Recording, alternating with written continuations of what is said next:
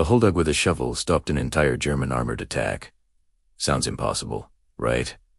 But it happened. On December 7, 1942, 5 unstoppable Panzer IV tanks rolled into a seemingly ordinary narrow pass. No mines, no anti-tank guns, nothing threatening at all. What the German crews didn't know was that under the patch of ground they were about to drive over, an American soldier mocked by his entire unit as a stupid farm boy had hidden something no military manual ever mentioned. And in just 11 seconds, that stupid idea did what a whole artillery team sometimes couldn't. Honestly, this place had become the biggest joke in the battalion for over a week. First Sergeant Raymond Kowalski, a guy who never holds back, was the first to call it worthless. On day 8, during inspection, he stomped his boots into the dirt, took a long look at the setup, and dropped a verdict that spread like wildfire. "Garrett," he said, "I've seen some dumb ideas, but this is the absolute dumbest waste of time I've ever seen.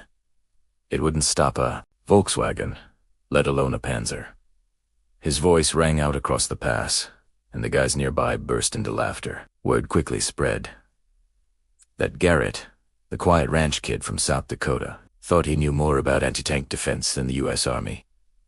Lieutenant Colonel Marcus Tahn, the battalion commander, wasn't laughing. When he checked the position 4 days earlier, he made it clear he was annoyed. "Private, we have mines. We have anti-tank guns. We have bazookas, designed by people who actually understand how to kill tanks. What you've built is not a defensive position. It's an embarrassment." He finished with a warning that cut deeper than all the jokes. "When the Germans attack this pass, your stupid farmer tricks are going to get people killed." Even Garrett's own squad didn't defend him. Corporal Dennis Murphy was the one who coined the nickname Garrett's Gopher Mound. The name stuck. Soldiers passing the area deliberately detoured just to take a look and throw another jab. "Hey Garrett, you building a playground? Or a defensive line? Need help planting corn on those dirt piles? First Panzer comes through here.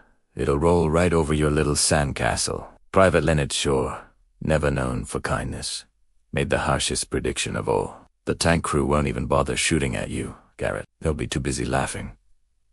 For 9 days, this was Garrett's reality. He dug, measured, moved dirt, adjusted angles, and hauled wood, all while taking insults from the battalion. But he stayed quiet because they only saw dirt, not the logic behind it. What Garrett was building wasn't meant to look impressive. It wasn't meant to look like a weapon at all. It was meant to look ordinary, invisible, exactly the kind of ground a Panzer commander would trust. And on this cold morning, with German armor preparing to advance, the thing everyone laughed at was the only thing standing between the battalion and a catastrophe. Before Tunisia, before the insults, before the Panzer columns. Sam Garrett's world was not steel and explosives. It was dirt, dry grass, open sky, a swell no Laker cattle ranch in western South Dakota. Coyotes and prairie dogs were always on the hunt, causing trouble for livestock and crops. Ammunition costs a lot, and every miss counts. Mistakes hit your wallet, not your life. So, don't waste your shot. And from a young age, Garrett learned that you didn't outmuscle predators. You out-hot them. His father drilled the lesson into him. You don't kill prairie dogs by shooting at everything that moves. You kill them by knowing exactly where they'll be before they know it themselves. Prairie dogs always used the same paths. Coyotes circled downwind. Animals behaved in patterns, not because they were smart, but because they were predictable. And if you understood those patterns, you could place a trap made of almost nothing. Scrap wood, a shallow pit, a cheap charge, right where they'd step every single time. Garrett grew up on that logic. It shaped how he saw the world. In Tunisia, he viewed tanks like the predators from home, not as unstoppable beasts, but as heavy, predictable animals with blind spots. He noticed something early in the campaign. German Panzer crews behaved with the same consistency as the coyotes and prairie dogs. He'd hunted for years. Panzer drivers stuck to the smoothest possible ground. They avoided rocks and harsh slopes that could throw a track. Commanders scanned from periscopes that gave narrow, distorted angles. Belly armor stayed out of sight because it was the tank's weakest spot, and in tight spaces, a tank can't improvise. It would follow the path that felt safe. When Garrett studied Fed Pass, everything clicked. Steep, jagged slopes boxed the corridor into a 40-meter wide channel. The floor of the pass had one natural line of travel, the smoothest section, just wide enough for a Panzer IV. Garrett walked it for days, tracing the route with his boots, imagining himself behind a vision slit, deciding where he would drive if he were the German tanker. The more he studied it, the clearer it became. If German armor attacked through Fed Pass, there was only one path their first tank would take, so he built his system around that inevitability. But while Garrett saw predictable movement, others saw chaos and improvisation. Infantry officers were trained to think in categories: obstacles, mines, trenches, guns. Garrett's construction didn't fit any of them. It looked like a child's sandcastle compared to the neat textbook diagrams of anti-tank defenses. Yet Garrett wasn't building a thing. He was building a behavior trap. A system that didn't force a tank to go somewhere, but let the tank choose the wrong path on its own. That was the genius, and that was why everyone missed it. To Sergeant Kowalski, Garrett's mounds of dirt looked like a lazy attempt at roadblocks. To Lieutenant Colonel Potan, the covered pit looked like sloppy engineering. To the squad, the whole setup looked like a bad joke. They expected anti-tank defenses to look like anti-tank defenses. Garrett expected tanks to behave like animals. So, while the others saw dirt piles, a suspiciously flat patch of ground, scrap metal arranged without apparent order, Garrett saw how a Panzer IV's weight would shift as it tried to avoid a mound. He saw how the driver would instinctively correct course. He saw how a commander's periscope would miss the slight color difference between real ground and camouflage. He saw how gravity would tilt the hull once the front tracks broke through a disguised cover. He saw how a shaped charge aimed at a 40-degree exposed belly could kill a tank that a bazooka team might struggle to disable. His father had once told him, "A good trap doesn't look dangerous, it looks ordinary." In Fed Pass, that principle became a battlefield weapon. Garrett didn't need the trap to look like a fortified position. He needed it to look like nothing at all, just another strip of ground in a mountain pass. To the Germans, it would be safe. To his officers, it looked stupid. But to Garrett, it was the exact place where a predictable machine would put 45 tons of steel. And if he was right, the moment those tracks touched that ordinary ground, everything would happen exactly as he calculated. To everyone else, Garrett's construction looked like a mess. 3 ugly mounds of dirt, a random patch of ground that seemed as smooth, and some buried scrap metal. But beneath the jokes and misunderstandings was a system built with the precision of an engineer and the mindset of a hunter. Garrett didn't build obstacles. He built choices. Choices that convinced a tank crew to drive exactly where he wanted them to go. And it all began with the most mocked part of the entire structure, the dirt mounds.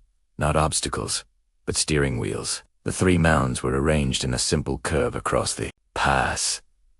Anyone with military experience brushed them off. Tanks can handle dirt easily. To a trained eye, these piles were useless. But Garrett wasn't trying to block anything. He wanted the German driver seeing the mounds through a narrow vision slit to instinctively drift toward the smoother, safer-looking path. The mounds didn't stop the tank. They guided it the same way a cattle fence line gently nudges livestock without forcing them. A Panzer IV weighs 45 tons. You don't redirect that with force. You redirect it with psychology. And if the driver made even a slight course correction, the tank would be aligned perfectly for the second component, the covered pit, the heart of the ambush. 17 feet past the last mound was a patch of ground that looked perfectly normal. Same color, same texture, same distribution of rocks. But underneath, Garrett had carved a rectangular excavation, no feet deep, 5 feet wide, 10 feet long. The roof of the pit was a wooden lattice made of 2 by 6 planks, spaced and braced based on careful math. Over the lattice, he stretched heavy canvas painted with local soil. On top of that, he added 6 in of real dirt and rocks gathered from the immediate surroundings so the shades matched exactly. Infantry could walk on it. Even a jeep might roll across without collapsing, but a Panzer IV never. Garrett had run the numbers. A combat-loaded Panzer IV produced ground pressure of 5.8 kilograms per square centimeter. The wooden framework could barely handle 3 kilograms per square seam. Moment a tank's tracks committed fully to the cover, failure was guaranteed.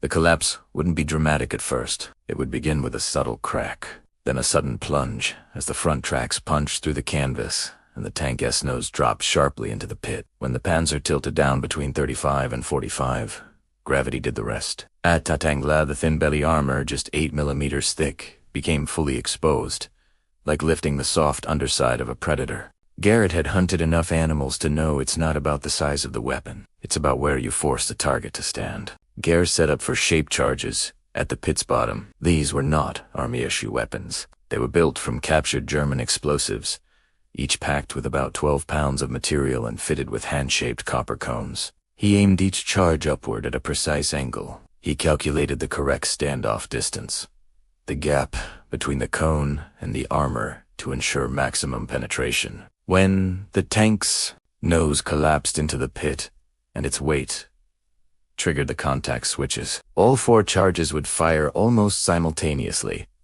A shaped charge isn't a normal explosion. It focuses energy into a narrow hypervelocity jet of molten copper, traveling at 27,000 ms, faster than a rifle bullet, hot enough to burn through steel like wax. Garrett knew that even one solid hit on belly armor could destroy a Panzer.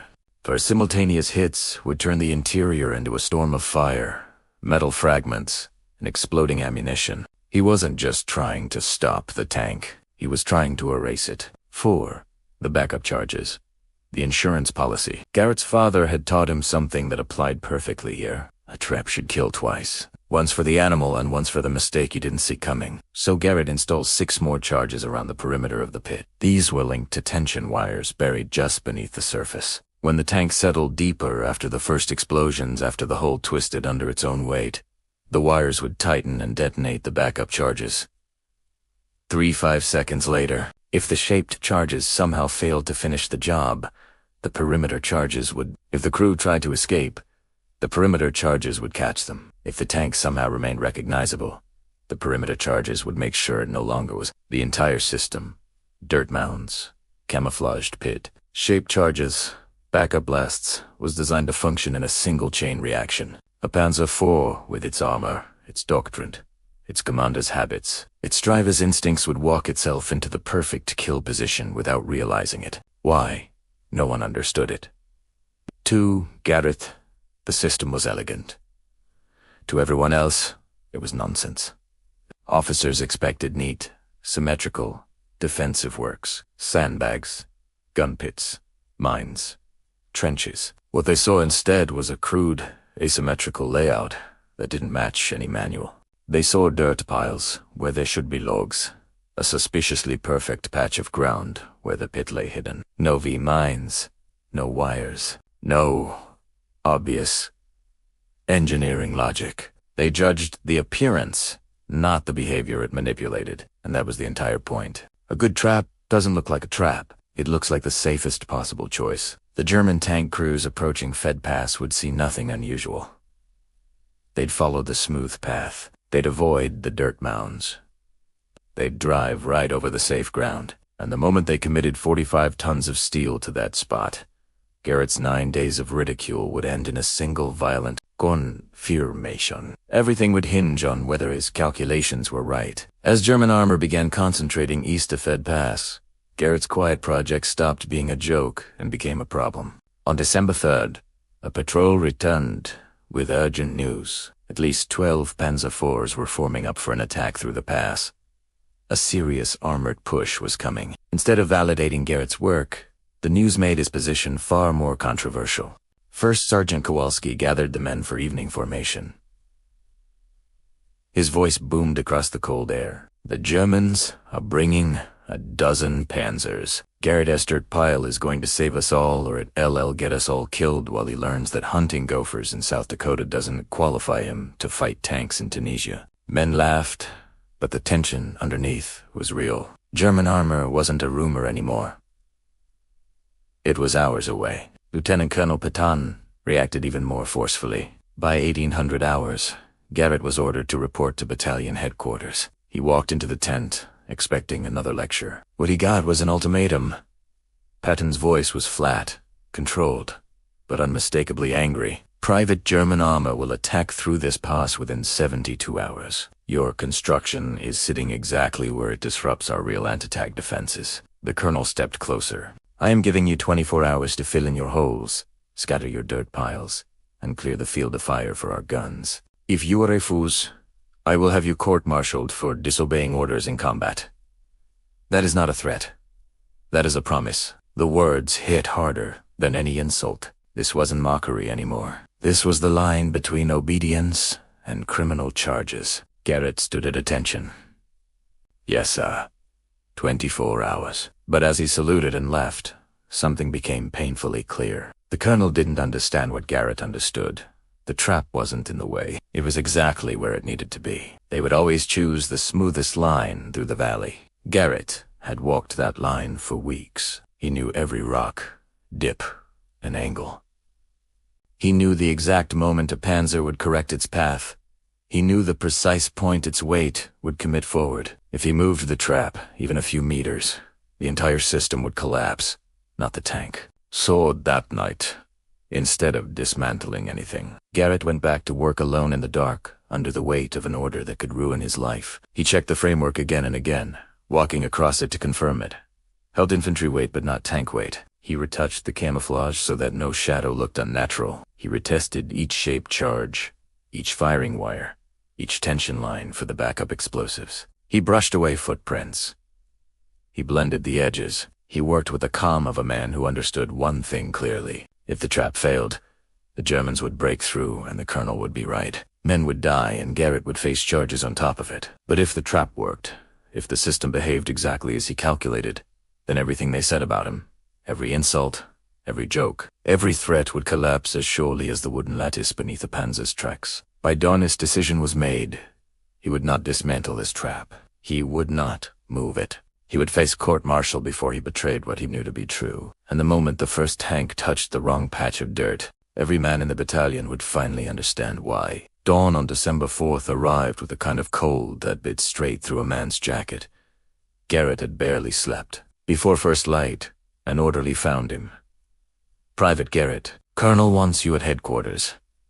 Now, this time Garrett expected the worst. He walked in imagining the start of court-martial proceedings.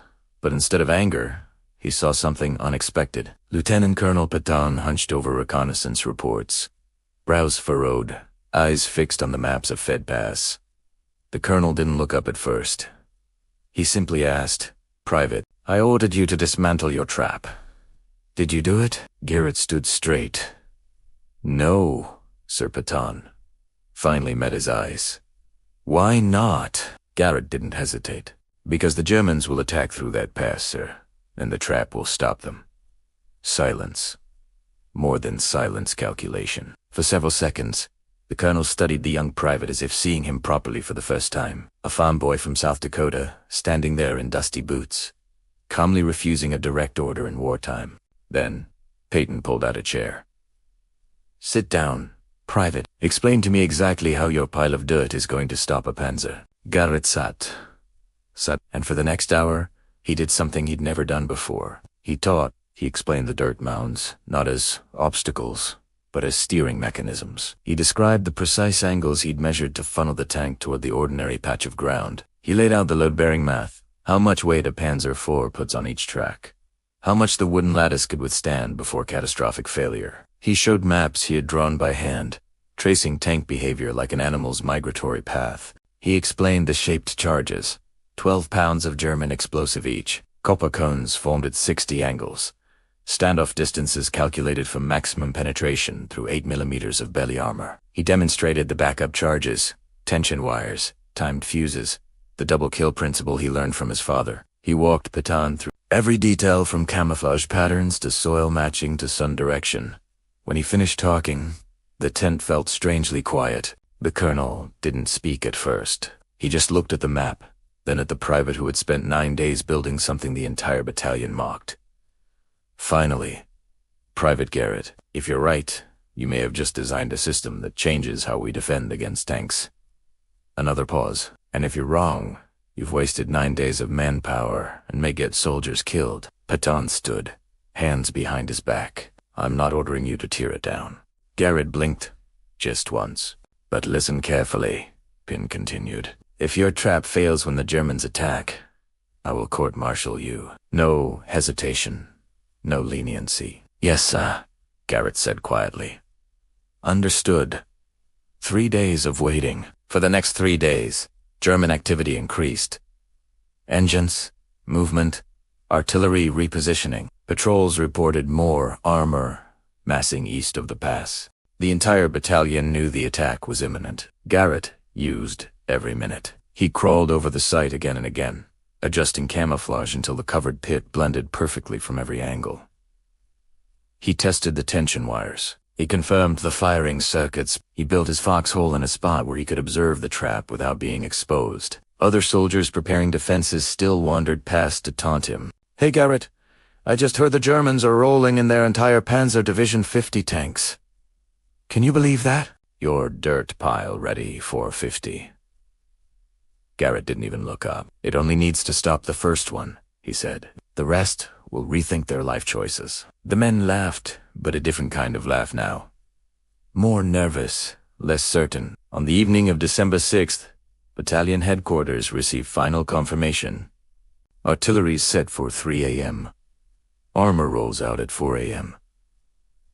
Main attack path locked in, out of the ordinary. No pattern, no sign of engineering. Just another stretch of ground in a quiet mountain pass. To the Germans, it would appear safe. To the Americans, it was still a joke. To Garrett, it was the moment everything he had calculated was about to be tested under the weight of 45 tons of steel, and he knew exactly how much depended on being right. Lieutenant Colonel Petain was not an easy man to convince. He had fought in North Africa long enough to know what stopped a tank and what didn't. Mines stop tanks. Anti-tank guns can stop tanks, and sometimes even the terrain does. But you know what it really works? Dirt piles and wooden frames hidden under a light layer of soil. It took a special level of audacity or insanity to claim that would work. Yet something about Garrett's confidence lingered with the colonel after their conversation enough that on the morning of December 4th, instead of filing court-martial paperwork, Petain summoned the private for a second discussion. Not to punish him, but to understand him. When Garrett entered, Patton pointed at the chair again. Sit down. Explain it one more time. I want every detail. Garrett did. But this time he wasn't defending himself. He was teaching a superior officer how his system functioned. The dirt mounds, behavioral steering. Garrett started with the 3 mounds. He explained how tanks behaved, not theoretically, but in the real world. How drivers instinctively avoided uneven ground. How commanders preferred smoother paths, because they improved speed, reduced track wear, and lowered the risk of slipping. He showed the colonel where each mound nudged a tank's line of travel, shifting the vehicle a few degrees at a time until its nose pointed directly at the covered pit. It wasn't force, it was suggestion. Tanks move like cattle, Garrett said. You don't push them, you guide them. The covered pit physics versus steel. Then he described the pit dimensions, angles, wood placement, the 6 in of topsoil. He didn't use engineering jargon. He used plain logic. A Panzer puts almost 6 kilograms of pressure on every square centimeter of ground. My framework can only handle half. It'll hold a man. It won't hold a tank. Petain leaned closer. Garrett pointed to a sketch he'd drawn of the tank's profile. When the nose breaks through, it drops at least 9 feet. That puts the belly armor. He tapped the underside of the drawing right here, exposed at the perfect angle. Petain rubbed his chin. He understood angles. He understood armor. And he understood that belly armor was the Achilles heel of any tank. The shape charges, precision by improvisation. Garrett moved on to the charges. He explained how he shaped the copper cones, how he scavenged German explosives and repurposed them, how standoff distance amplified the molten jet, how a 4 or 5 Tonnen tank suspended nose down would not escape the blow. 3 of the 4 jets should penetrate. 1 will hit the transmission, another near the commander, a third inside the ammunition racks. If any of that cooks off, he didn't finish the sentence. He didn't have to. Petain had seen destroyed tanks before. He knew what internal ammo detonation meant. The backup charges, redundancy. Then Garrett explained his father's rule. A trap needs a second punch in case the first doesn't land. 6 perimeter charges, Tension wires. 3 to 5 second delay. Enough to finish anything that survived the initial strike. Petten blinked, not because the idea was reckless, but because the idea was complete. It wasn't random. It wasn't sloppy. It was a fully integrated kill system built from nothing but logic, experience, and dirt. The terrain, the deciding factor. Finally, Garrett walked Peyton through the pass itself. He showed the colonel the natural bottleneck. He traced the smoothest track line. He demonstrated how the rocks, slopes, and ridges forced the same decision. The Germans had only one viable route, and that route went straight across his trap. Petten stared at the map for a long time. Then he asked, "Private, how sure are you?" Garrett answered the same way he had the first time. 100%, sir. The colonel's decision. Peyton closed the folder. He paced once, twice, then stopped. "All right, your trap stays." Garrett didn't breathe for a moment. "But understand this," Petten continued, voice firm. "If it fails, if even one tank gets through, I will personally ensure you'll face court-martial." "Understood." Garrett nodded. Yes, sir." The colonel held his stare for several seconds, then dismissed him with a brief wave. When Garrett stepped out of the tent into the cold sunlight, he felt the weight of that decision more than any insult he'd taken in 9 days. If his trap worked, he'd save the battalion. If it failed, he'd be remembered as the farm boy whose arrogance cost lives. No more jokes, no more laughter. Everything was on the line, and the Germans were already moving. By the evening of December 6th, the waiting was over. Intelligence confirmed it. The Germans would strike at dawn. Artillery barrage at 030 hours. Armor advancing at 040. Primary axis. Fed pass. Every man in the battalion felt the pressure tighten like a fist. But for Garrett, the tension was sharper. His entire future hinged on a patch of ground disguised as nothing. The final pre-dawn hours. At 0200, Garrett climbed into his observation hole.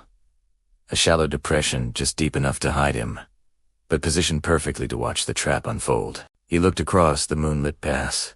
The 3 dirt mounds sat quietly, casting soft shadows. The covered pit blended so perfectly with the terrain that even Garrett, who had built it by hand, struggled to see its outline. From a tanker's perspective, 15 feet higher with only a narrow periscope slit to view the world, it would appear completely natural. No one else believed this thing was real.